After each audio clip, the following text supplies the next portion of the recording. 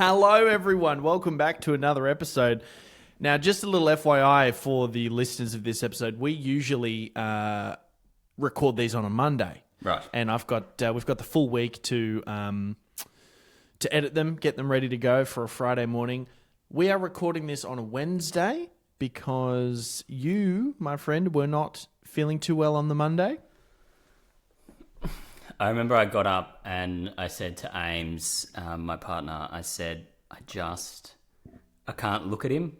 I can't speak to him today. I can't do it. And she's like, it's only 30 minutes, you know. People like the podcast. I'm like, I can't do it. And so You sound like my partner, Eden. here we are. Yeah. To be honest, yeah, the conversation would probably be more likely our partner's going, I need half an hour away from you. I know. It's too much. Eden today was like, when are you recording the podcast? Can you go away for an hour, please? Take your time. I remember someone said to Ames, I did another podcast a few years ago, and someone said to Ames, do you listen to the podcast? And she said, my whole life is that podcast. I don't need to listen to the half-hour version of it. I get it 23 and a half hours a day. It's fine. Yeah. No, my partner's Eden is exactly the same way. She doesn't listen to our podcast, which is fair enough because most of the things that some of the things I talk about on the podcast are actually happen to us. So it's not like she needs to listen to the podcast to hear what's going on in my life because she's part of it most of the time. It's like watching the news, but watching the news, but you're in the news every single time. You're like, at a certain point, I don't think I need to sit down at 7 o'clock and watch this. I think I know what's going on. Hey, just a bit of feedback from our last episode. Last episode, I went on a bit of a rant. Some would call it a rant. I would call it maybe a positive reinforcement. An opinion. Positive feedback. An opinion. I wouldn't call it that. Yeah. Positive is probably not the feedback. Let's take the word positive out of it. Well, and let's just. You said that The Rock was a good actor at some point, so there was some positivity in there. I mean, that's positive feedback. Not that he would care what I have to say. We did. He didn't reach out. I'm assuming he didn't reach out. Although I did call his people. He didn't reach out, but our mate Adam did. Our mate Adam reached out and he took a side. He took a side on this argument. I am somewhat against The Rock. You are somewhat for The Rock. You enjoy pissing in water bottles just as much as he does. We've covered that. We don't need to go over that again. We're not gonna. You can. It's up on our socials if you want to hear that story. And Adam has come in with an opinion of his own. Take a listen to this. Long time listener, first time voice messenger. Love the pod, love it. Good bands. Appreciate it. Made me laugh a few times. But I'm gonna have to go ahead and disagree with Josh on his stance on Dwayne The Rock Johnson.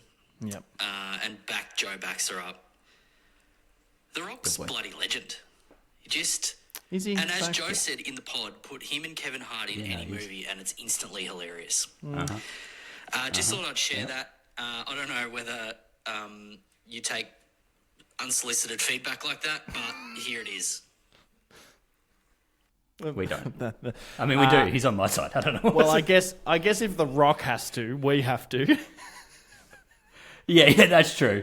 I should say, for people who don't know, Spence, I mean, you've worked with him, but I've been best mates with him since I was like 10 years old. So he was probably always going to be on my side. Right. But it's just nice to hear. It's just nice to hear a fair and reasonable opinion, I think.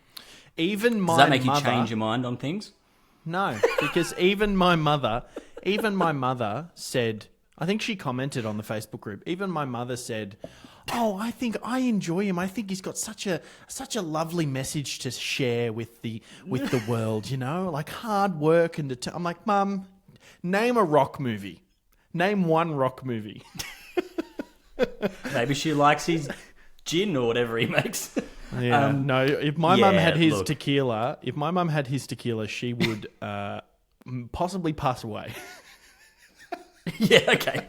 I mean, this is what's great. You must have had this a couple of times doing radio. I've certainly experienced this as a witness, is when a co-host takes a stance and what seems like the entire world turns against them.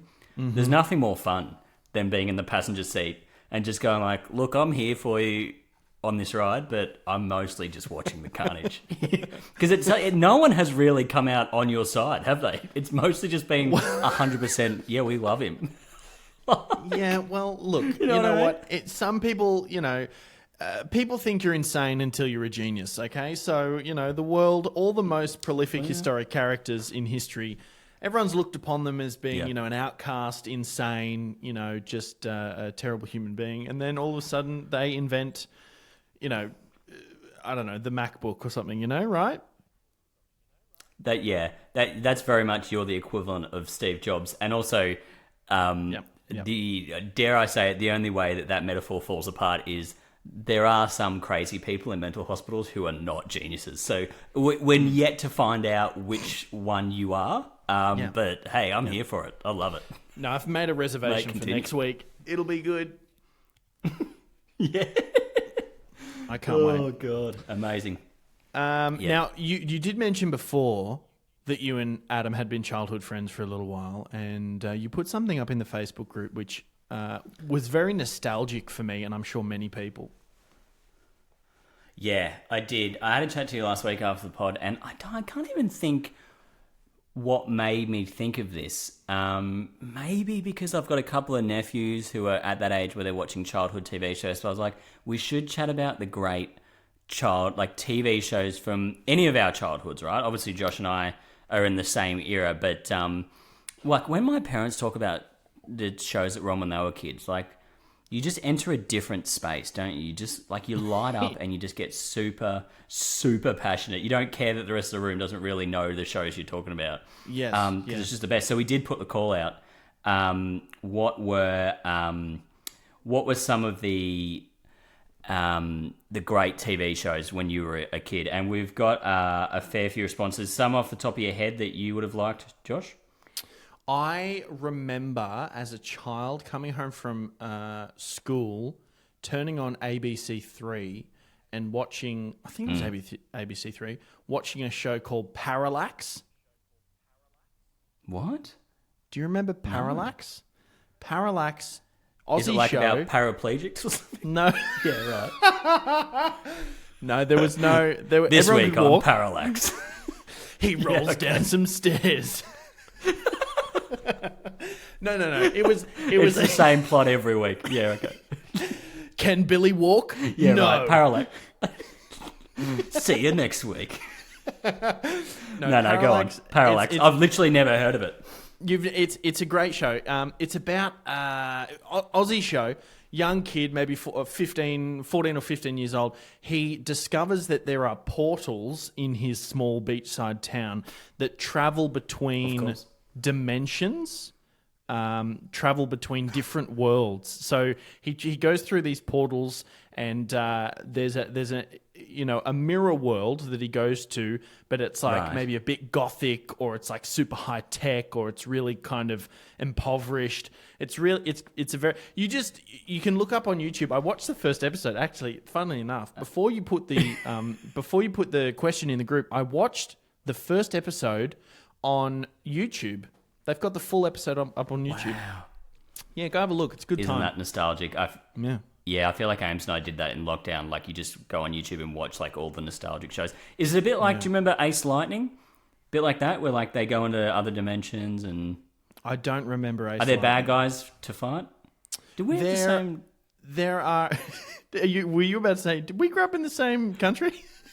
I know. Same country, same era. What's going on here? No, we haven't heard of a single show together yet.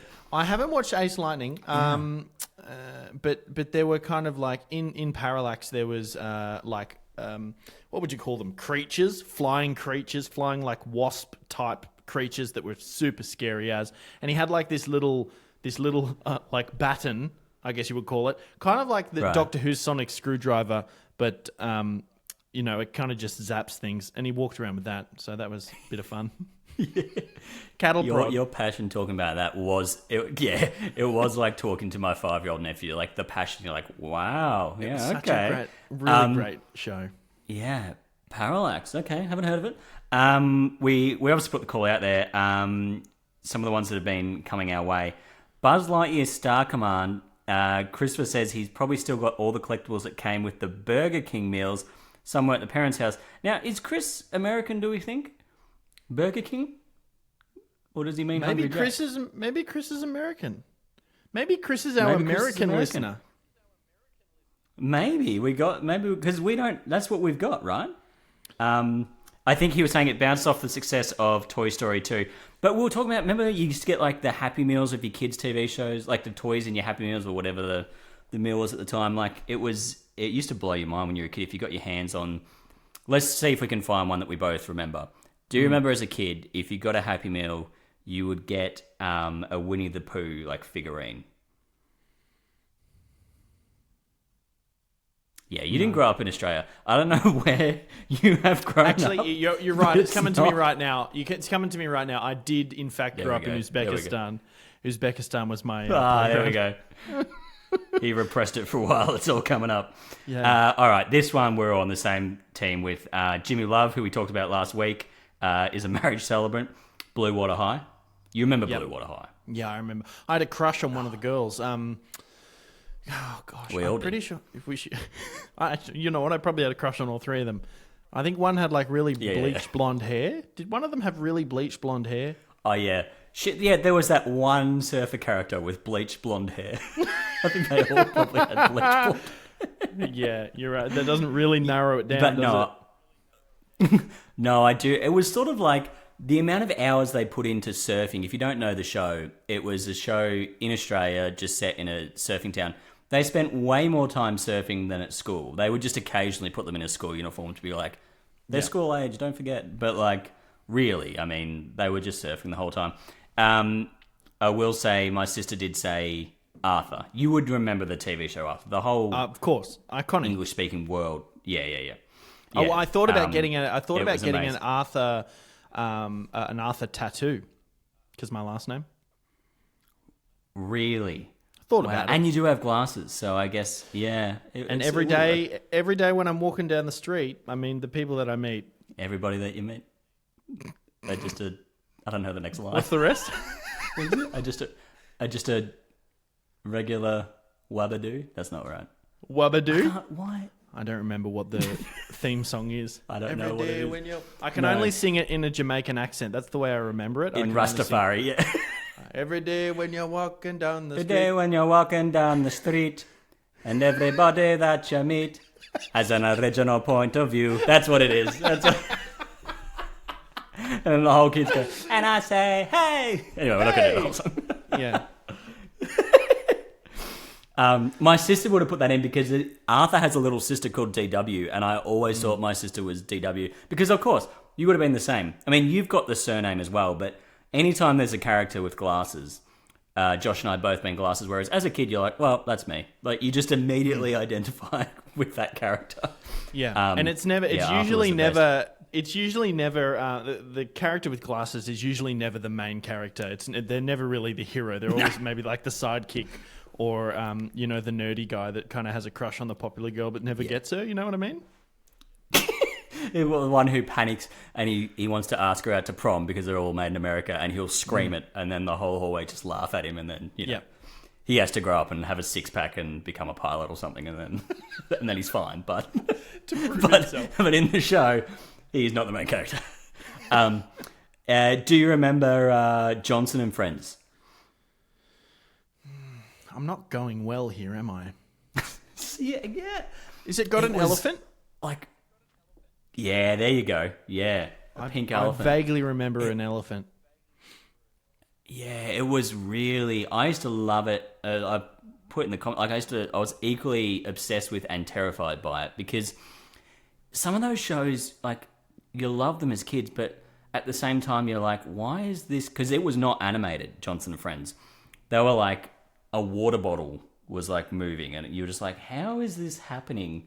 And why has this water bottle got a face? Because I have a water bottle and I'm 6. Like, what's going on here? But yeah, no, it was great. Kaz Welsh said, HR Puff and Stuff. She said, probably a bit old for you two. I don't remember it. I said it sounds like a brutal nickname for someone in HR, but I don't know the show. Do you remember HR Puff and Stuff? I don't ever remember watching HR Puff and Stuff. It does sound like a brittle nickname that you would give someone who is in HR, because we all know if you live a corporate life, no one really likes HR. Well, and is HR puff and stuff? Is it someone who is out of breath and like unfit? Do we think, and eating a lot, or hence the puff and the stuff? Or is it just there's not that level of thought? It's just like, I don't like this person, therefore they're HR puff and stuff. I have no idea, but it does sound a little bit like a cruise liner or a boat HR of some puff and kind. stuff. Yeah, The good ship, HR puff and stuff. Yeah. Josh Ashley says the Saddle Club, which of course we all remember. Silver Sun, Street Smarts. Parallax gets a mention, Josh. There you go. yes, Parallax gets a mention. I'm not the only one. 2 votes for Parallax. Yeah. Degrassi Next Generation. Do you know that? We were having a chat about Degrassi at work like last week, and we were talking. Really? Degrassi was a kids' TV show, and it was the one with Drake in it. It was kind of how Drake, came to popularity. But it was a kids' TV show. I reckon aimed between maybe 10 and 16-year-olds. I reckon that was probably the target market for Degrassi. But it would cover some very heavy subject material. Like there was DV, Too heavy? like pretty heavy for kids. What? Pretty heavy for kids. Like DV storylines. Oh my God. There was photos of a girl getting sent around the school, and abusive home lives and bullying and all this. And I remember watching it going, This is such a great movie. And I look back on it now and I go, what were they thinking? What is going on? It was like our Riverdale. Remember how Riverdale used to make the headlines for all that sort of stuff? Yeah, well, I never really watched it, but I heard a lot about it. Yeah. Those shows where it's like, like if the Bananas and Pajamas did like a DV episode, you'd be like, I don't know if this audience is ready to have this conversation. Yeah. So, that's interesting. I mean, now that we mention it, Bananas and Pajamas is a classic, right? It was such a shame. You know what? I was so sad when it went from men or women in costumes to animated. I thought that was lame. Mate, take any TV show from our childhood, and as soon as they go animated and you see it as an uncle or a dad or whatever, you're like, what? You're now that grumpy old person going, what the hell is this? I know. What is this crap? I know. And you put two actors isn't there out of the something job. better about... Yeah, isn't there something better about a guy probably in his mid-30s just covered in sweat inside one of those suits while take 35 comes up? There's something beautiful about that.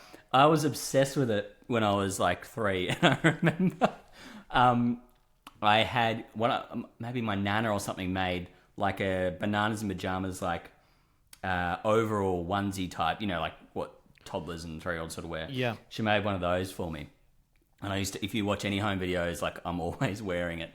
And one of my uncles at the time, I had a cousin same age as me, and one of my uncles wouldn't let his son watch Bananas and Pajamas because he thought the bananas were gay.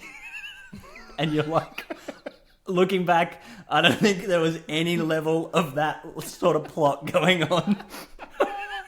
They're bananas. It's like a conspiracy theory around Bert and Ernie on Yeah. Like, well, they're sleeping in the same bedroom. Yep, well, they're also single beds, and I will bring you back to the point that they are bananas. Yeah.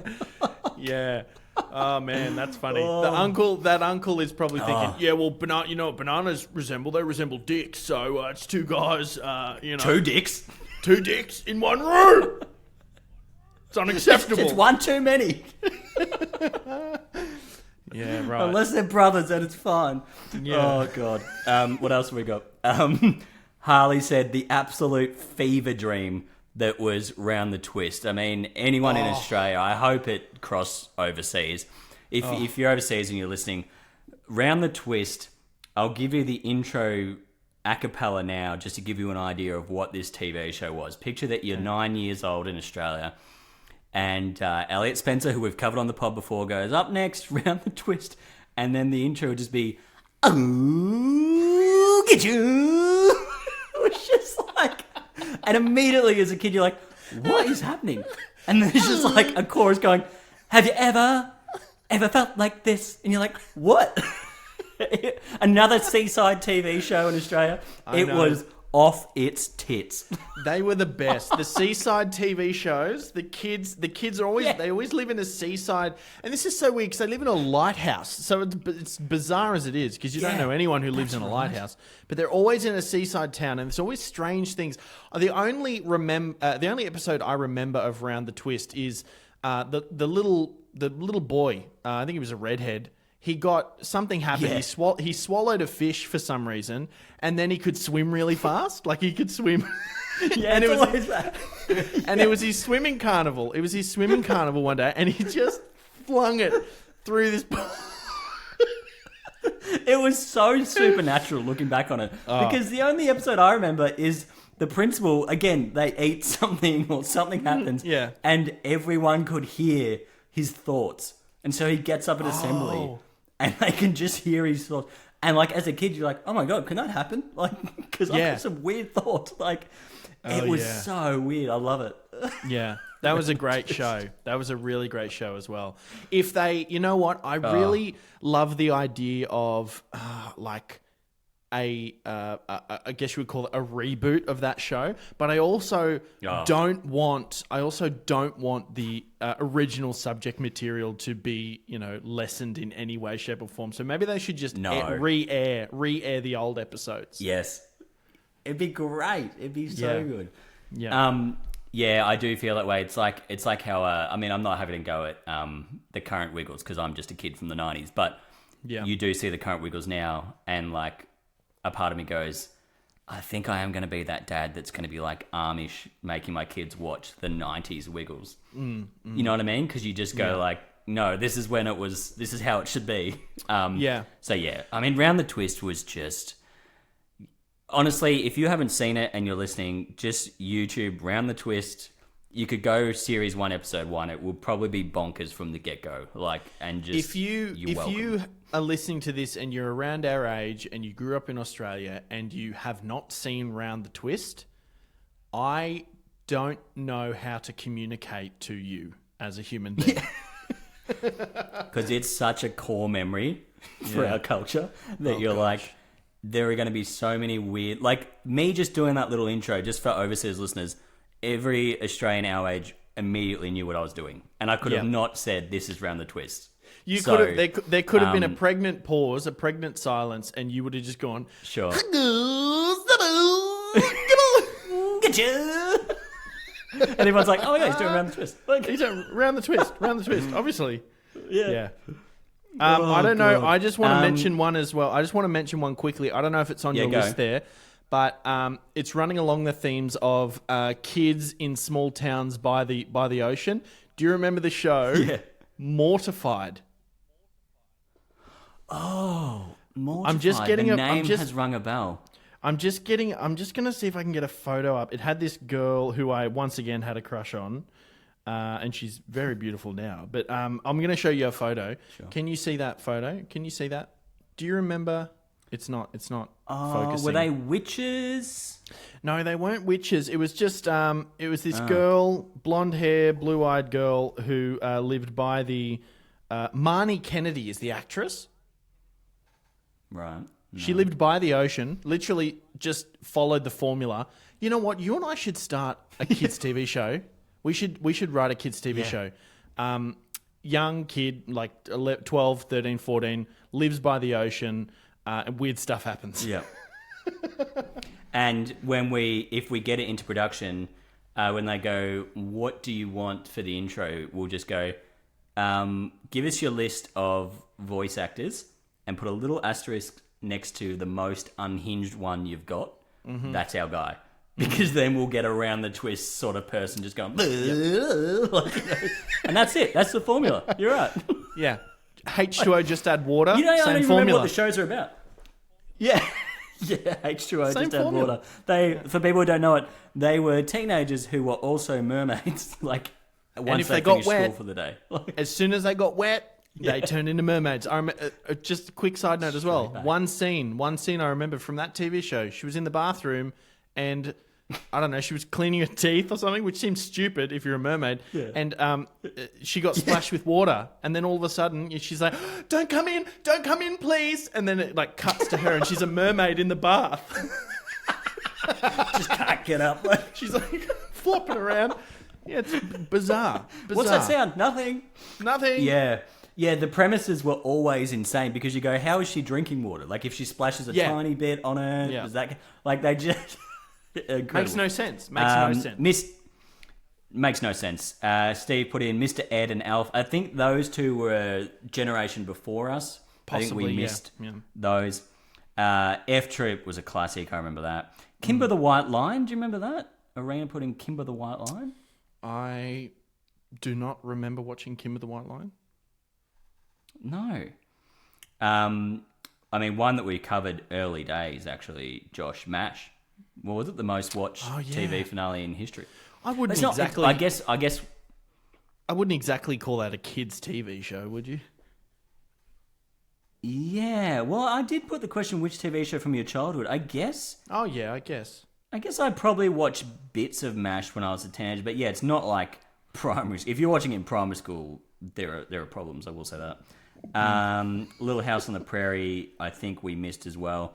Mr. Squiggle, I remember. I used to love Mr. Squiggle. Yeah, they were just so many of those shows. I love that we have hit upon the formula for Aussie TV shows, because now, I mean, I don't know. You're a young dad. Is it just Bluey reigns supreme? Yeah, it's heavily animated. Not a lot of live action anymore. You've got your big ones. You've got Bluey. You've got Paw Patrol. We love Dougie. Yeah. Dougie is a great one as well. All animated. But just they don't hit the same. I mean, Bluey's amazing. Don't get me wrong. I'll watch Bluey just on my own. But everything else, Yeah, a lot of people say that. it just doesn't hit the same. I really want to do it. I think you're right. If we make it by the sea, if you make like a cocktail of the best shows, so you take the intro from Round the Twist, you take the putting people in suits of bananas in pajamas, you add in It's Just Set by the Beach. I don't even remember what most of these episodes were about. I don't even know if that mattered when you were a kid. You just sort of watch them and enjoy them. So Yeah. I'm happy to do it. You have a contact at the ABC now in Elliot Spencer. We can pitch that to him, see what he reckons. He's only a little bit older than us. Surely he'll be on board with the idea of making men and women climb into adult-sized suits again. Maybe we can pitch an episode of Bananas in Pajamas where it's like, are they gay? Are they not gay? Put that to bed just for my uncle. If you'll pardon the pun. Will they? Won't they? No, Will they? I Won't said they don't. sleep together? It's like It's Ross like the and ending of Rachel. Friends. Like, yeah. B1's getting on the plane. B2's on the phone going, let her off the plane. But instead of the plane, it's like, Well, did he get peeled? Did he get peeled? I didn't get peeled. Yeah, and even their voices now, I think about it, they were a little round the twisty. Were they like, "Ugh." Like they were a little bit like that, weren't they? The B1 and bananas B2. in the pajamas. Yeah. Oh, You I just can't need remember that the sort of voices. voice. I can't remember the voices. No but- harm done, B1. Ugh. Maybe that's not right. People are listening right now going, what are you talking about? Oh. Yeah. Yeah. Oh, God. What a trip down memory lane. I love it.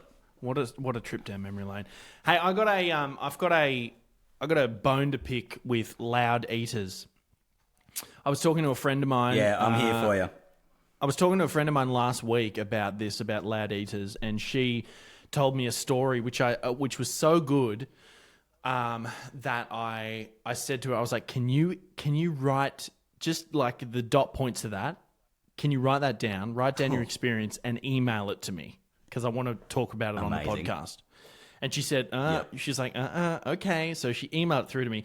And might I say, what I'm about to read is basically word for word hers. She has done a very good job of dramatizing this in a way that I think will be very engaging. I'm so excited for this. Can I just say, just a moment's silence for anyone who is related to us or friends with us or anyone who is in this sort of industry, because only us and sociopaths, when you tell them a story, go, hey, can you put that into dot points and email that to me so I can use it? Yeah, in a show? that traumatic insane. that traumatic experience you had. Can you just write it down word for word, send it through to us? Yeah. Can I talk about that on air? That'd be great. Yeah, yeah, exactly. My friend, who I'm going to call Caroline, because she didn't want to be named on the podcast. That's a fake name. Okay. This is the message she sent to me. So just bear with me as I read it out, and then you can react afterwards, okay? Okay. She said this: my partner and I went out for a romantic dinner at a very fancy restaurant. A restaurant we've been wanting to go to for quite a while. We sat quite close down to another couple next to us, maybe less than a metre away from us. About 20 minutes after we arrived, so did their entrees. She got a lovely-looking ravioli dish, and he got 12 fresh oysters for himself. Red flag number one, I think, on that date. Oh, yeah. My first thought was... yeah. She said, my first thought was, geez, he's overdone it a bit there. Oysters are an aphrodisiac, so maybe he thought he was getting some later. Big time. 12 times, presumably. 12. Anyway, after he, this is where it gets bizarre from her point of view. After he loosened the oyster in the shell, have you ever eaten oysters? When you get the oyster, you got to kind of loosen them a little bit. Yeah, I know what you're talking about. Yep. He loosened the oyster with a knife by running a knife underneath it, and the worst sound that I've ever heard happened straight after this. The biggest ick that I have ever witnessed. Instead of lifting the oyster up to his mouth and tipping it back into his mouth like a normal human being, he lifted the oyster halfway up and then moved his mouth halfway down to meet it, hovering above the oyster. And then the sound happened. He slurped the oyster up like a Dyson sucking jelly. He did Such this vivid imagery. Oh my God. He did this 11 more times. Needless to say, my appetite vanished very quickly, and my boyfriend and I have never been back to this restaurant, and I now have a phobia of oysters. Oh my God. I mean, what sort of animal? A few things. I mean, so much to unpack. Oysters. Oh, so much to unpack. I mean, Caroline, thanks for, or whatever your fake name was, thanks for sharing your story. I know that would have been hard. I'm scared if Caroline does start a rival podcast one day, because the imagery of like a Dyson sucking of jelly is far greater than anything we've produced. She works in so PR. She works in PR, so she's good with words. She's good with words. Yeah. Well, this is a PR nightmare for her. It's a social PR nightmare. It's just a people relation going bad. Yeah. What are your first thoughts? Hit me. My first thoughts are, so much to unpack with this story. I hate it when you go to a restaurant and you are so close to the people next to you that you can one, hear what they're saying, and two, like maybe even like smell their perfume or smell their cologne. I like to be further apart than that. It's supposed to be a romantic, especially if it's a table of two. You know that whoever's coming is probably on a date. They're probably in an intimate setting. You don't want to be less than a meter away from the person next to you, surely. No one does. But I guess that's maybe outside of that couple's control, isn't it? How close they are to. Well, yeah, it's Caroline. The way the restaurant's been set up. Yeah, that's a note for restaurants. The note for this guy is, what are you doing? What? Like, I've eaten oysters a little bit myself. I don't really like them, but my better half loves them. So if we go to a place where you can have oysters, she'll love to have, what are they called? Kilpatrick? Anyway, there's a term for Kilpatrick. Thank you. Yeah, with the bacon and the tomato sauce, that's delicious. Probably. Yeah, probably. But I thought there was there is only one way to eat them, which is you, as you say, loosen it and then throw the head back and just do it all in one. My only That's thought why is people like me can't do it. exactly. My thought is he's either never seen anyone eat an oyster and he's thought, oh, this is how you do it, or worryingly, someone has taught him how to eat oysters this way, which is just horrifying. You're right. Yeah, they're the only two options because there's no way he's been taught and then he has decided this is how I like to play it. Someone's gone, this is how you hold a cricket bat, and he's like, I'm going to hold it the other way around. They're like, well, it doesn't work that way, mate. No, you watch. And there is actually, you could, there's, I guess, 3 ways to eat an oyster. There's the way that he eats it, which is the suction, the Dyson on the jelly kind of sound effect. Yeah. Did you like that? Oh, man. Yeah, it was good. I felt like I was there. He could he could do the Dyson effect. He could do the loosen and tip and kind of drink the oyster. Sure. Or the other way my mum does it, which the traditional way. The other way my mum does it she loves oysters, and what she does is she will loosen it and then just fork it. She'll just pick it up with a fork and eat it kind of like out of it. Which is that's probably the most aesthetically pleasing way to eat it, because the tilt back and the sucking it down isn't really great to look at. But I was thinking after reading this story. Go ahead. Well, the tilt back and the fork, the difference they have from the suck and slurp is that you're not there for the experience. It's happening inside the mouth. For the suck and slurp, you are a participating member of that eating experience. It's now part of your eating experience. You know what I mean? Yeah, that's the problem. Anyway, the other thing is, go on. I'm wondering after this meal whether he did actually get home and get some intimate one-on-one time. If so, what did she find? Did she find the suck and slurping of the oysters attractive? Now we start looking at it as, is it potential foreplay? Was he saying, look at my skill set. This is what I bring to the table. And I can do this 12 times. It's the only thing that makes sense. If he was making, I would love to know from Caroline, and she probably was making eye contact. If he was making eye contact, if he was making steady eye contact with his date and just slowly nodding, like, huh? You know what's up. Then maybe then we start easing back and going, okay, and just after each one going, right? Huh? How good is that? This oyster could be you. Yeah.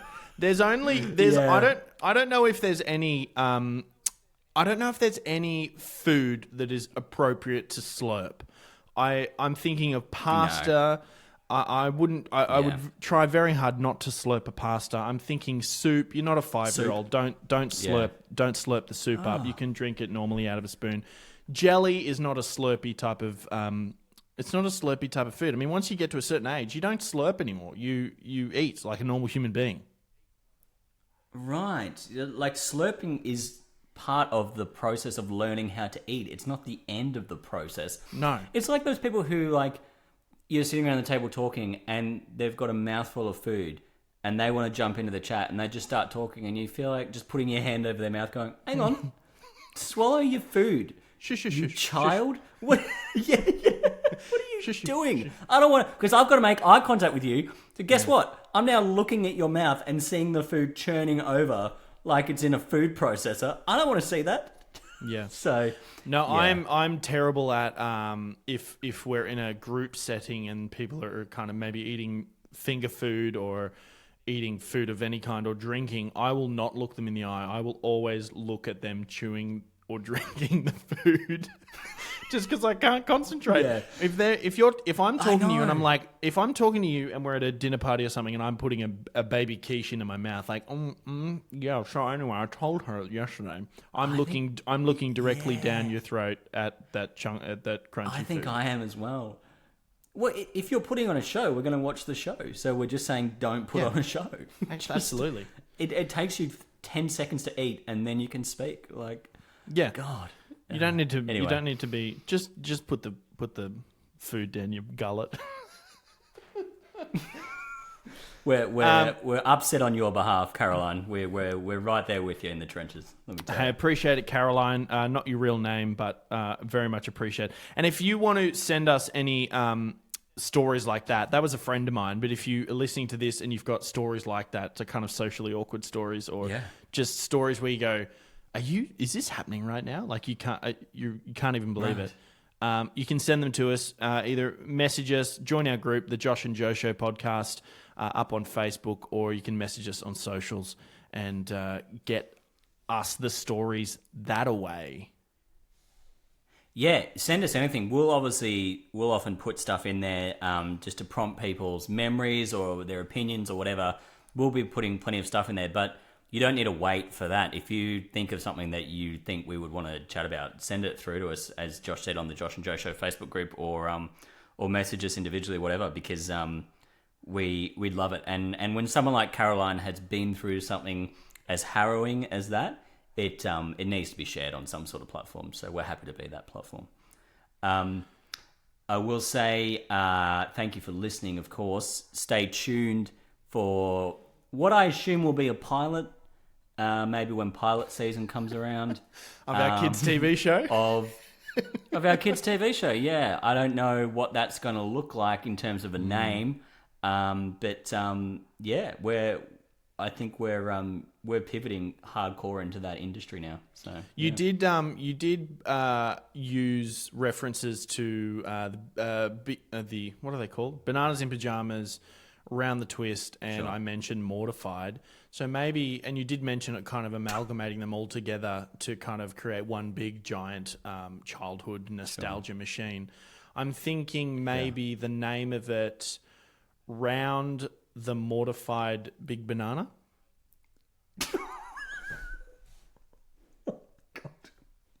It's perfect. No more notes. That's it. All right. No more notes. Idea number one. We got it. We don't take notes. We got it. That's us in the meeting. Hey, guys, we don't take notes, and we're not going to negotiate on this name. Okay, take it or leave it. Take it or leave it, Elliot. All right? Oh, you're leaving it. Okay, go, sure. Okay. We're going to the SBS. Oh, good. Yeah. They'll understand us. Hey, appreciate you listening, everyone. We'll catch you next week. Bye-bye. Bye.